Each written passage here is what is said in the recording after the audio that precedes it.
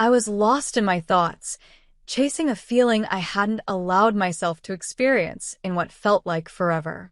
My breathing quickened, my skin grew warm, and my mind drifted to places I knew I shouldn't go.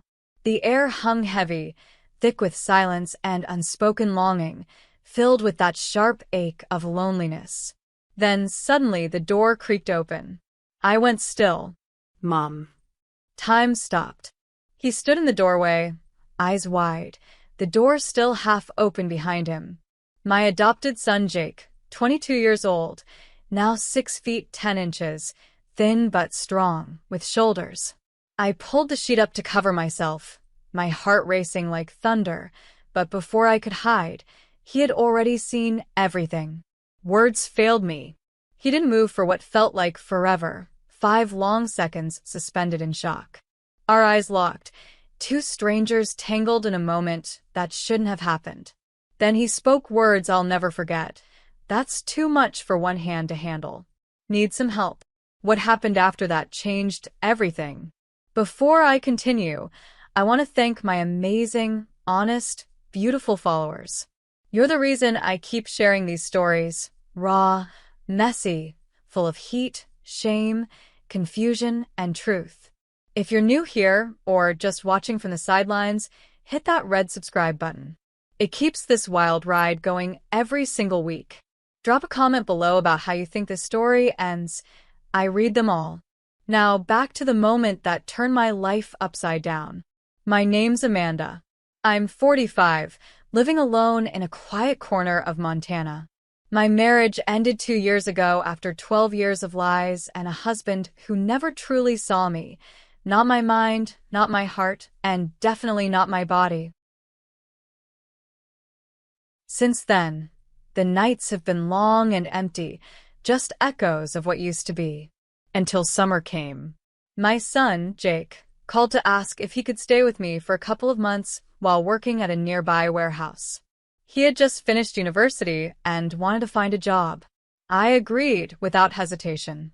The first few weeks felt ordinary, maybe a little awkward during breakfast, sharing groceries, exchanging small jokes. Jake was polite, quiet, always lending a hand around the house.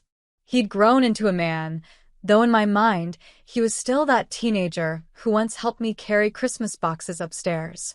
Then came that night. I couldn't sleep. Everything inside me ached in a way I couldn't quite name. It had been weeks since I had truly felt anything. I thought Jake was asleep. The door was locked, or so I thought. I had meant to fix that loose lock months ago, but I never did. And now, I had been seen, completely exposed, in the most private moment of my life by the one person I never thought would witness it. The rest of that night, I hid beneath the covers, every muscle tight with shame and disbelief. But the shock didn't end there. The following evening, Jake knocked on my bedroom door. Just once, softly. I hesitated, then opened it slowly, bracing myself for awkwardness and the weight of everything unspoken. Instead, he came inside, closed the door gently behind him, and said, "Mom, we need to talk about last night." My chest was pounding. My hands were cold. He sat on the edge of the bed, met my gaze, and said, "It wasn't just something I saw. It was something I felt. I want to help you if you'll let me." A heartbeat seemed to pound in the air. Jake was inches from my knees, watching me as if I were someone new. His gaze was calm, his body calm, but behind it all there was something hungry, something bold and dangerous. I sat frozen, not knowing whether to scream or cry or tell him to get out of here. But instead, I asked the only thing that made sense. "Why are you saying that?"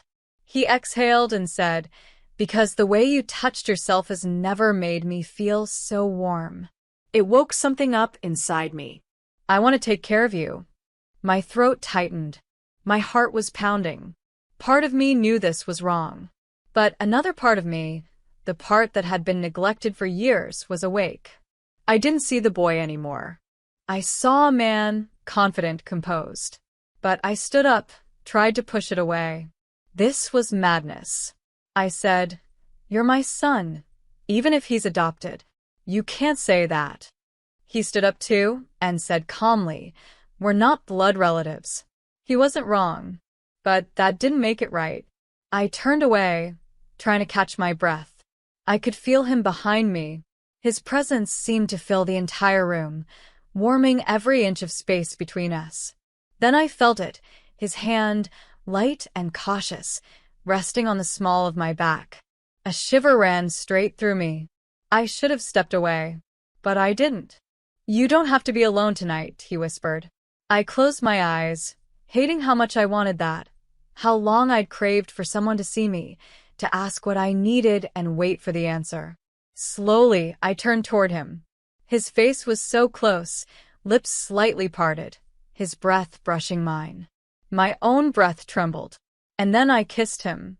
At first, it was soft, hesitant. Then everything shattered open. I don't remember how we ended up on the bed. One moment, we were standing there, sharing the same air. The next, we were caught in something wild and dangerous, and yet it felt achingly right, like a secret that had been waiting years to be spoken aloud. His touch was reverent, as if he had memorized every need I never said out loud. Slow, aware, intentional. It wasn't just about pleasure. It was about being seen. Really seen. No shame, no pretending. For the first time in years, I felt wanted not for what I looked like, but for what I was. We crossed every line that night. And we didn't stop. Not right away. Even when the heat passed, we kept reaching for each other. Again. And again. Like neither of us wanted to let the night end. As the first light of morning slipped through the blinds, I realized I hadn't felt that alive in years. I lay still, watching him sleep, his hand resting gently on my waist. A rush of emotions hit me all at once. Pleasure, guilt, panic, and something I was almost afraid to name. Hope. Then my phone buzzed. A message from Logan, my brother. "Hey, sis. Got a surprise. I'm coming to visit tomorrow. Just for the day. I'll be there around noon." My stomach twisted. The room seemed to spin. He was coming here, into this house, into this bed heavy with secrets, into a fire I had no idea how to control. I sat up, pulled the sheets close around me, and turned to look at Jake. How was I supposed to meet my brother after what I had just done to my son? And worse, why did some part of me want to do it again before he got here? The doorbell rang at exactly 10:48 a.m. I stood in the hallway, still hazy from the night before, hair pulled back, lips bare, heart pounding so hard it echoed in my chest. Jake stood quietly behind me. He suggested we leave before my brother arrived, but that would only draw suspicion. So we made a silent pact. Stay calm, smile, and pretend. When I opened the door, Logan stood there grinning, sunglasses perched in his hair, a duffel bag hanging from his shoulder. He looked worn but cheerful. He wrapped me in a hug. "Amanda, you look amazing," he said. "Is that the glow of the Montana sun, or something else?" I laughed too quickly, too loudly. Then he turned to Jake, hugging him as well, and when his arms lingered just a little too long, something in my chest tightened. Brunch was tense. The three of us sat at the counter, sipping orange juice, pretending everything was fine. Logan talked endlessly about work, his new hiking obsession, some woman he'd met on a trail. Jake hardly spoke, and every time his knee brushed mine under the table, my pulse skipped. Logan's voice broke the silence. "You two okay? You've barely said a word." "Just tired from work," Jake murmured. "Long night," I added quickly. "We didn't get much sleep." Logan's eyes lingered on me. Too quiet. Too long. His tone was casual, but his gaze wasn't. A chill ran down my spine.